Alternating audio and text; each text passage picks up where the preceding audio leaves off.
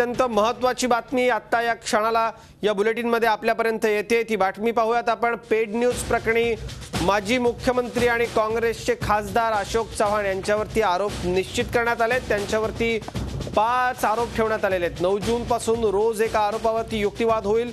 निवडणूक आयोगाकडे असलेल्या प्रकरणात 13 जून पर्यंत युक्तिवाद होणार आहे। अत्यंत महत्त्वाची बातमी आहे। काँग्रेसचे खासदार अशोक चव्हाण यांच्यावरती 5 आरोप निश्चित करण्यात आलेले आहेत। 9 ते 13 जून दरम्यान निवडणूक आयोगापुढे रोज याची सुनावणी होईल आणि दररोज एका आरोपावरती युक्तिवाद होणार आहे। राज्याचे माजी मुख्यमंत्री असलेले आणि नांदेडमधून नवनिर्वाचित खासदार असलेले अशोक चव्हाण, अशोक पर्व या नावाने त्यांनी ज्या जाहिराती दिल्या होत्या त्या पेड न्यूजच्या बाबतीमध्ये अशोक चव्हाण यांच्यावरचे 5 आरोप निश्चित झाले आहेत। आयोगाला अधिकारच नाहीत असं म्हणत चव्हाण सुप्रीम कोर्टात गेले होते। तिथनं मात्र उलट त्यांनाच दणका मिळाला आणि आता दररोज याची सुनावणी होणार आहे आणि निवडणूक आयोगाला हे अधिकार आहेत हे न्यायालयानं स्पष्ट केलंय।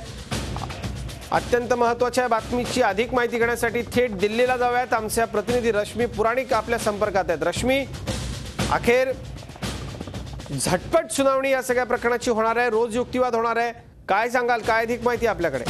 अजित 5 आरोप खरं तर अशोक चव्हाणांवर ठरवण्यात आले, ज्यामध्ये त्यांनी म्हटलेलं की ह्या पेड न्यूज होत्या की ह्या ॲडव्हर्टिजमेंट्स होत्या।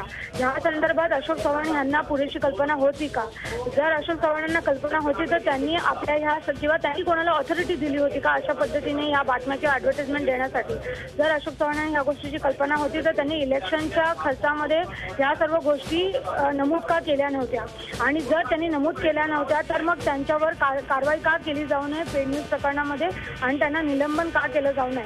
अशोक चव्हाणांच्या वकिलांचं असं म्हणणं होतं की हे संपूर्ण प्रकरण हे 2009च्या आमदारकीच्या निवडणुकांचं होतं। आता त्यांनी तसं आमदारकीचा राजीनामा दिलेला आहे, परंतु निवडणूक आयोगाने त्यांची ही गोष्ट मानून घेतलेली नाहीये। त्यामुळे नक्कीच अशोक चव्हाण हे सध्या खासदार आहेत, त्यामुळे ह्या संपूर्ण प्रकरणाची जो काही निर्णय येईल त्याचा परिणाम त्यांच्या खासदारकीवर नक्कीच होणार आहे।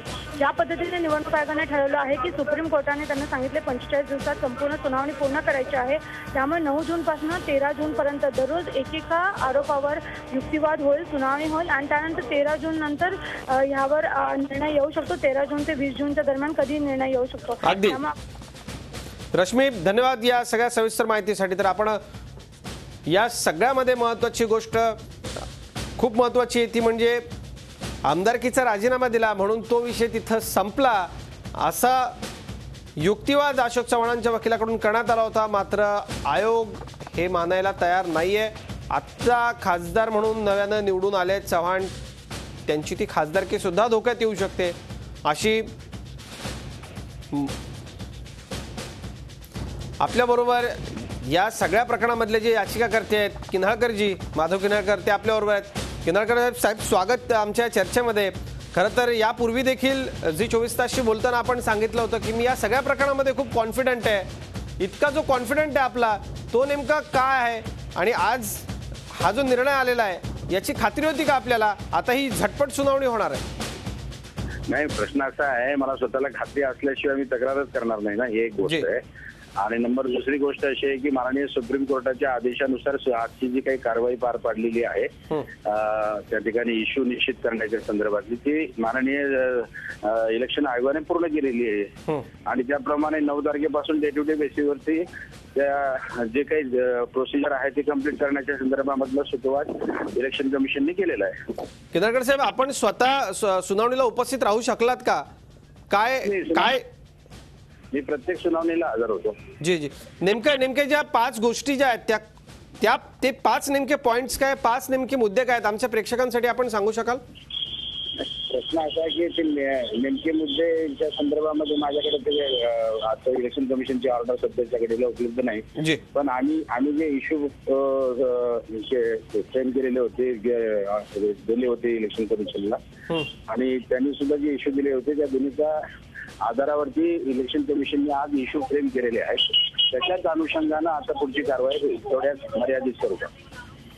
किन्हाळकर साहेब, या सगळ्या प्रकरणामध्ये आपण तक्रार केली, नेमका आपला उद्देश काय होता? या सगळ्यातनं राजकारणामध्ये चांगल्या पद्धतीनं राजकारण केलं जावं किंवा पैशाच्या जोरावरती जाहिराती देऊन फक्त पब्लिसिटी करून नेत्यांनी आपण काय नेमकं केलंय काय नाही केलंय हे लोकांपर्यंत ठेवत बसण्यापेक्षा चांगली कामं करावीत असा उद्देश होता का आपला? नेमका उद्देश काय होता? प्रश्न असा आहे की या देशामध्ये कायदा आणि सुव्यवस्था राखण्यासाठी म्हणून आपण एनॅक्टमेंट करतो. आणि मध्यंतरी आता आपण एक मोठं जन आंदोलन बघितलं होतं की उच्च पदस्थांच्या भ्रष्टाचारासाठी प्रतिबंधित करणारा कायदा आजच्या घडीला उपलब्ध नाही, म्हणून तशा पद्धतीचा आग्रह धरला गेला होता. मोठं जन आंदोलन झालं होतं, त्याला फार प्रसिद्धी मिळाली होती. पण हा एक 1951 पासूनचा असलेला कायदा आहे. त्या कायद्यामधल्या तरतुदीच्या प्रमाणे त्या ठिकाणी कायदा असून जमत नाही, त्याचं इम्प्लिमेंटेशन होणं महत्वाचं आहे. हॅलो, बोला बोला, आपण आम्ही ऐकतो आपल्याला. इम्प्लिमेंटेशन होणं महत्वाचं आहे आणि इम्प्लिमेंटेशन जर झालं नाही तर तो करण्याच्या संदर्भातला आग्रह महत्वाचा आहे. या 3 गोष्टी एकत्र आल्या तर सगळीकडे कायदा आणि सुव्यवस्था व्यवस्थित राहील. नुसते कायदे असणं महत्वाचे नाही, ते कायद्याची अंमलबजावणी महत्वाची आणि नेमकं ती अंमलबजावणीचा आग्रह आहे. नक्कीच. आपण या सगळ्या प्रकरणामध्ये राज्यामधलं एक मोठं नाव अशोक चव्हाण यांच्याशी एक प्रकारे आपण या मुद्द्यासाठी आपण लढलात, कुठेतरी यश येताना दिसतंय. धन्यवाद. आपण झी24 तासशी बोललात त्याबद्दल. हे होते माधव किनाळकर आणि राज्यामध्ये काँग्रेसचं मोठं नेतृत्व माजी मुख्यमंत्री अशोक चव्हाण यांच्यावरती 5 आरोप हे निश्चित करण्यात आले आहेत आणि आता रोज त्याची सुनावणी होणार आहे. झी24 तास रहा एक पाऊल पुढे.